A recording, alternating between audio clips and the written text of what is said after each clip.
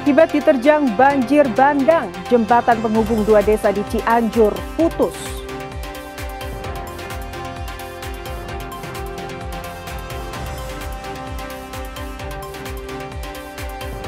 Polda Jawa Barat menetapkan Sekretaris Dinas PUPR Kabupaten Kuningan sebagai tersangka dalam kasus tindak pidana korupsi.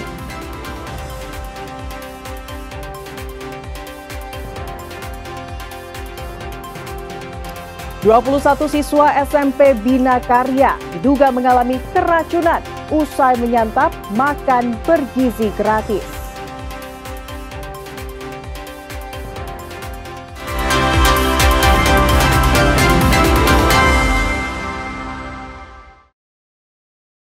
Selamat pagi saudara, selain ketiga informasi utama tadi, kami masih memiliki informasi menarik lainnya. Saya Fida Alatas akan menemani Anda dengan berita independen terpercaya. Kita simak Kompas Jabar selengkapnya.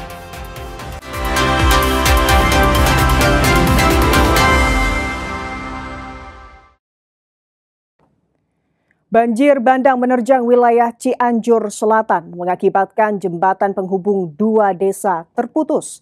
Selain banjir bandang saudara, longsor juga terjadi mengakibatkan akses jalan tertutup material longsor.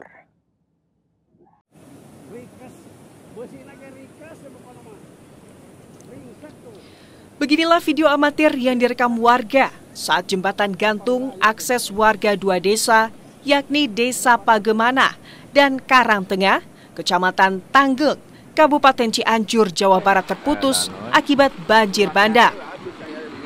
Banjir juga merendam puluhan hektar sawah. Sementara itu, akibat dampak dari jembatan putus ini, berdampak kepada anak-anak sekolah dan para petani. Karena jembatan ini adalah akses satu-satunya warga untuk menuju sekolah dan tempat perekonomian. Selain banjir bandang, peristiwa longsor juga terjadi di Kecamatan Cidaun dan Naringgul. Satu alat berat diterjunkan ke lokasi untuk membersihkan material longsor. Telah terjadi musibah terputusnya jembatan merah penghubung tiga desa antara Pagermana, Kecamatan Tanggeng, Karangtengah, Kecamatan Tanggeng, dan Desa Rawagede, Kecamatan Tanggeng.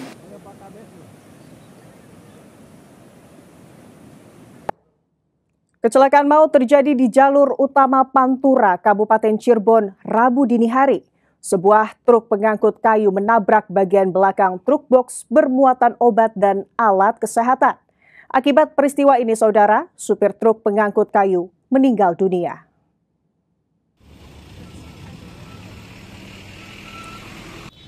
Truk box terguling tepat di dekat Rumah Sakit Umum Daerah Arjawinangun, Selasa siang.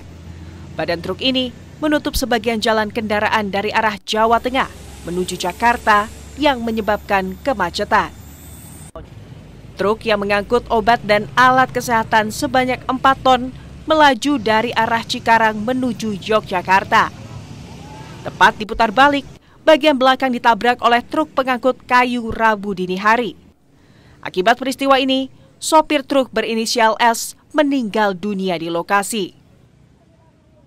Ceritanya, saya kan dari arah Jakarta mau ke timur, lalu saya mau belok ke rumah daerah Beringin. Saya posisi udah ngesen dari RSUD, tulisan RSUD, ngesen kanan. Lalu di sekitar jarak 200 atau 300, lampu hajar sudah saya nyalain. Saya perlahan jalan ke sini. Pas posisi di sini, kepala saya udah masuk. Sisa sebelah kiri dihajar sama dia dengan kecepatan tinggi. Kejadian laka lantas itu kejadian Rabu dini hari, tepatnya di jalan arah Arjawinangun ke arah Palimanan. Sekitar Rumah Sakit Umum Daerah Arjawinangun, antara kendaraan light truck yang melaju dari arah Arjawinangun ke Palimanan terjadi menabrak bagian belakang kendaraan truk box yang akan memutar arah atau akan menyeberang atau belok ke arah kanan. Petugas dan warga sekitar langsung melakukan evakuasi korban ke rumah sakit. Polisi juga langsung melakukan olah kejadian perkara untuk memastikan penyebab kejadian. Muhammad Syahri Romdon, Kompas TV, Cirebon, Jawa Barat. Pelaku pembunuhan penjaga konter di Jalan Sukamulya, Sukajadi, Kota Bandung ditangkap polisi. Dari hasil pemeriksaan, pelaku nekat melakukan pembunuhan karena terlilit hutang akibat judi online.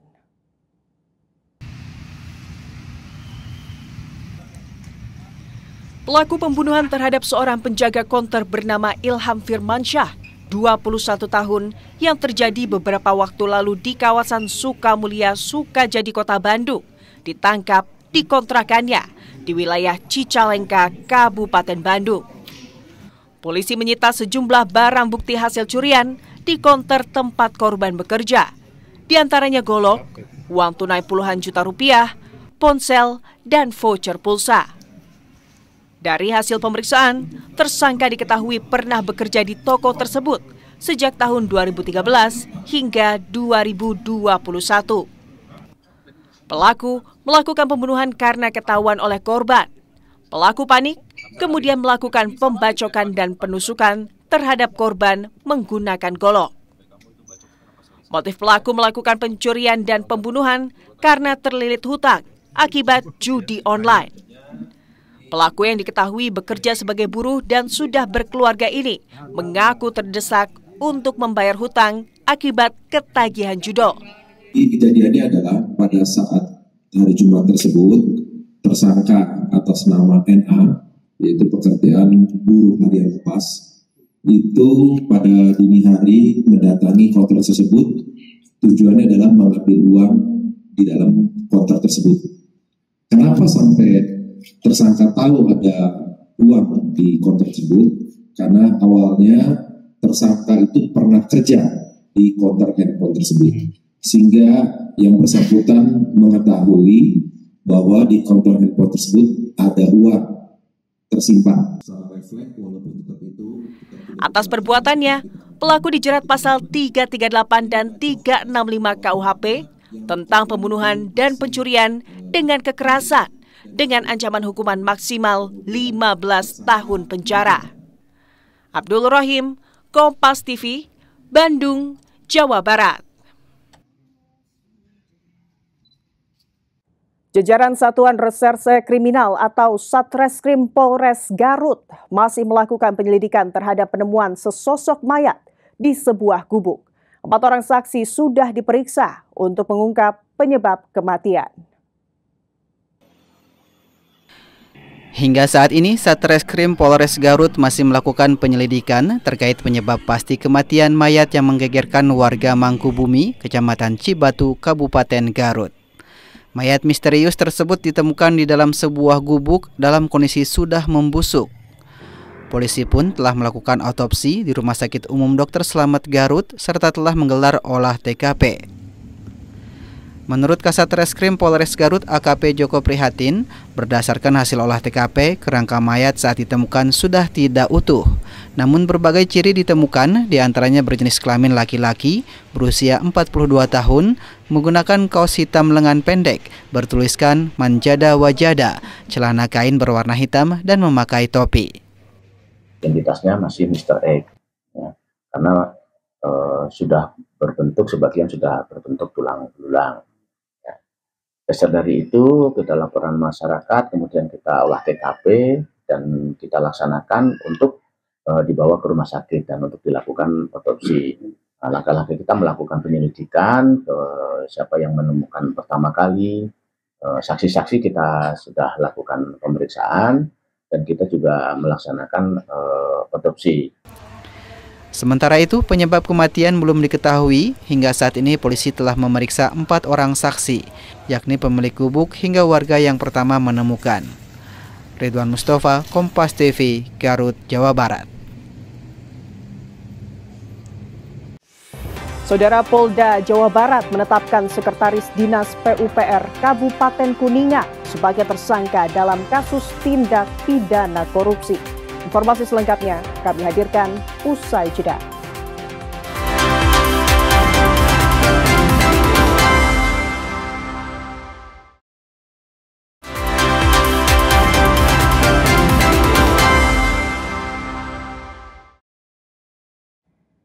Kembali di Kompas Jabar, Saudara, Direktorat Reserse Kriminal Khusus Tindak Pidana Korupsi Polda Jawa Barat menetapkan tersangka Sekretaris Dinas PUPR Kabupaten Kuningan berinisial AK bersama seorang pengusaha berinisial BG. Keduanya diduga terlibat tindak pidana korupsi proyek Jalan Lingkar Timur Kuningan pada tahun 2017 yang merugikan negara 1,2 miliar rupiah.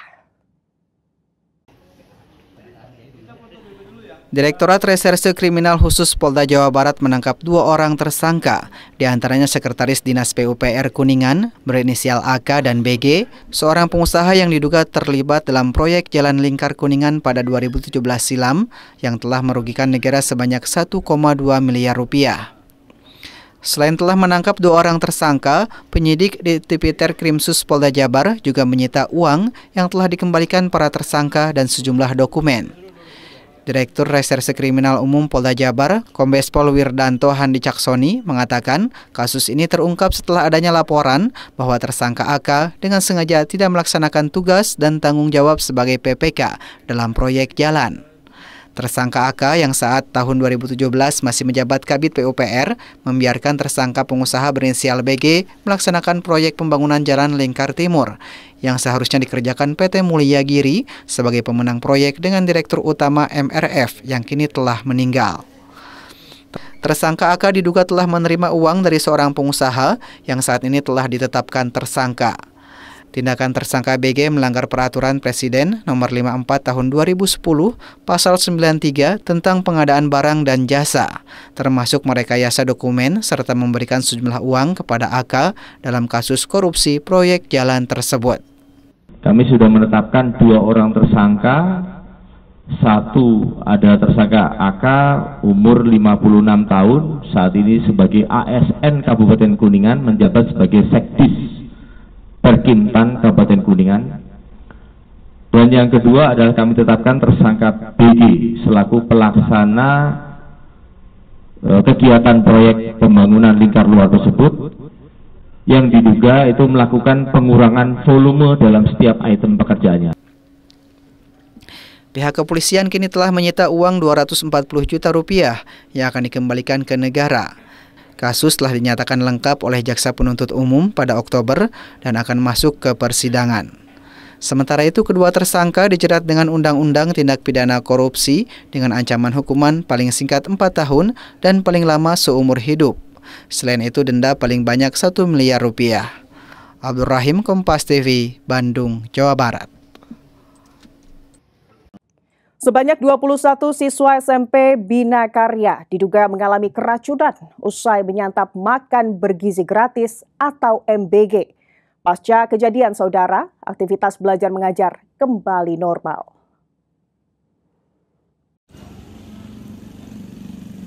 Setelah mendapatkan perawatan di Puskesmas Ngamprah, Kabupaten Bandung Barat, 20 siswa korban keracunan diduga usai menyantap makan bergizi gratis sudah diperbolehkan pulang Rabu kemarin. 1 orang masih mendapatkan perawatan dikarenakan mempunyai penyakit bawaan. Guru bidang kesiswaan SMP Bina Karya, Meganita Oktalia mengatakan, pasca kejadian, aktivitas belajar mengajar kembali normal. Untuk para siswa yang sempat keracunan, diperbolehkan istirahat di rumah. Sampai malam 21 orang.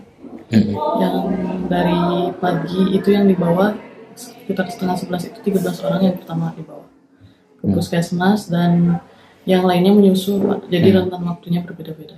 Jadi kondisi sampai pagi ini sudah gimana?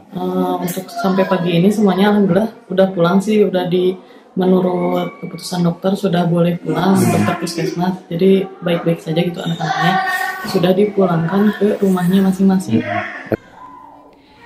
Gejala keracunan ini bermula saat para penerima manfaat MBG yang dibagikan dapur SPPG Yayasan Adi Wijaya Dedikasi Firajulah pada pukul 10 waktu Indonesia Barat. Setelah menyantap MBG dengan menu nasi putih, ayam kecap atau mentega, perkedel, semangka dan tahu goreng, para siswa langsung merasakan gejala keracunan. Ahmad Fadilah, Kompas TV, Kabupaten Bandung Barat, Jawa Barat. Kepala Korps Lalu Lintas atau Kakor-Lantas Polri, Irjen Pol Agus Suryo Nugroho, meninjau penetapan Smart City Roadmap di Polrestabes Bandung.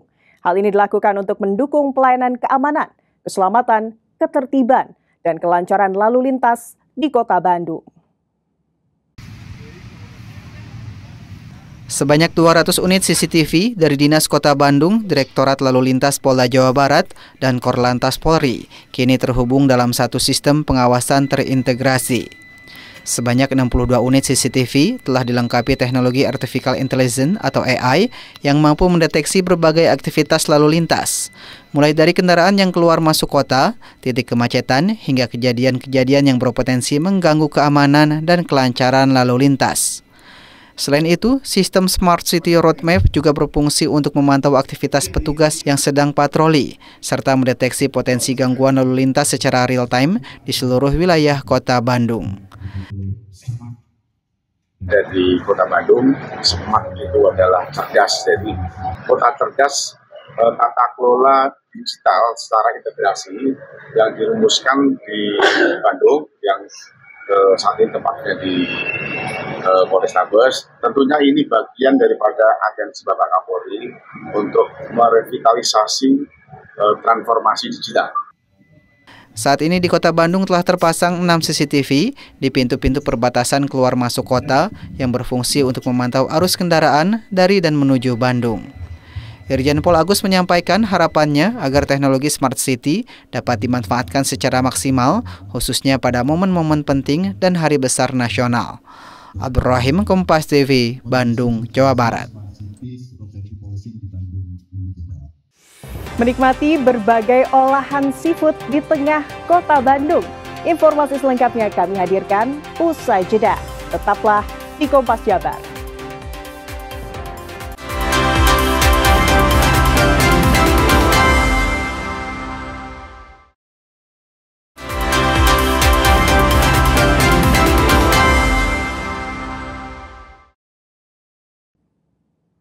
Saudara, belakangan ini makanan rebusan tengah menjadi tren di kalangan masyarakat Kota Bandung. Tak hanya digemari kalangan dewasa, anak muda pun kini banyak memilih menu rebusan sebagai alternatif kuliner sehat di tengah maraknya makanan cepat saji.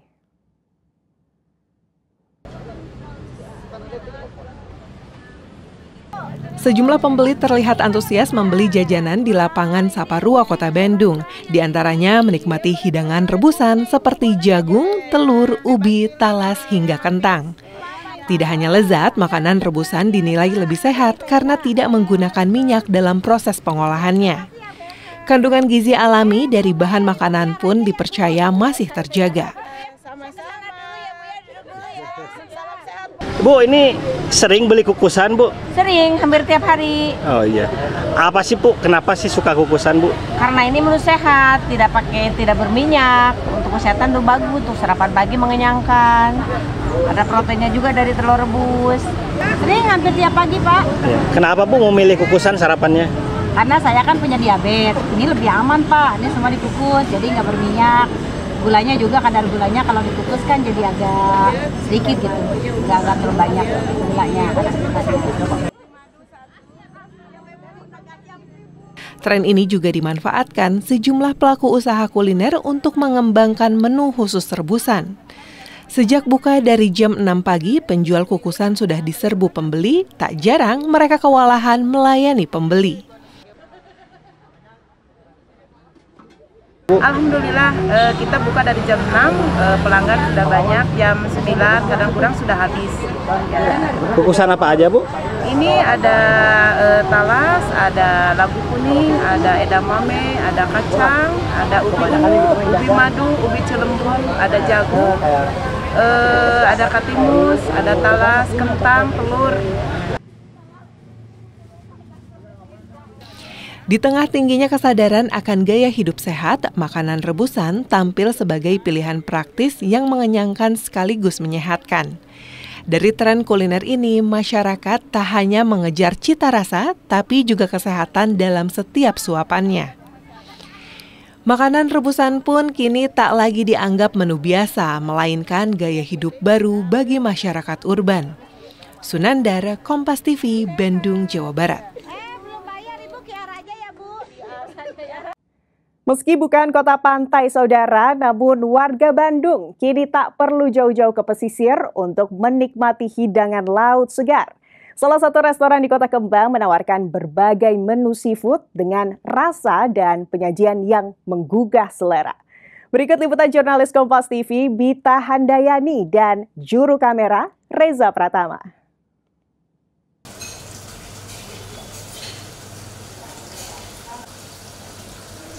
Berbicara tentang Bandung selalu identik dengan kuliner. Saat ini kami akan mengajak saudara untuk menikmati kuliner seafood dengan harga yang terjangkau di Kota Bandung tanpa harus jauh-jauh ke pesisir pantai. Dari mulai kepiting asap, udang saus telur asin, cumi bakar, hingga aneka kerang dengan saus padang asam manis. Semuanya disajikan dengan rempah khusus yang menghadirkan cita rasa baru dalam olahan laut. Bahan-bahan segar didatangkan langsung dari berbagai daerah di Indonesia untuk menjaga kualitas rasa dan kesegaran seafood. Kalau kepiting kita datangnya dari Kalimantan dan Irian, Papua. Kalau untuk ikan kita dari Jawa Timur, ya. Udang mah Bandung, sekitar Bandung, Jawa Barat. Kerang-kerang kita juga dari beberapa juga dari Jawa. Tingginya minat masyarakat akan makanan seafood dikarenakan cita rasa yang berbeda dari makanan kekinian pada umumnya. Pengunjung juga tertarik karena bisa menikmati hidangan laut di tengah kota tanpa harus pergi ke pesisir pantai. Kalau rasa sih enak sih, enak. Tadi sebenarnya pas datang kita kaget, aduh banyak banget nih porsinya gitu.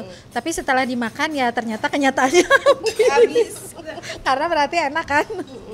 Meski Kota Bandung berada jauh dari pantai, namun bagi Anda yang rindu dengan makanan seafood, ini tidak usah jauh-jauh untuk ke pantai. Di Kota Bandung ini tersedia restoran yang menyuguhkan berbagai macam kuliner seafood. Di depan saya ini sudah ada beragam makanan seafood, dimulai dari cumi, lalu ini ada kepiting asap, dan ini juga ada kerang, saus padang, dan di sini nih ada udang. Dan sekarang saya akan mencicipi hidangan seafood yang ada di depan saya.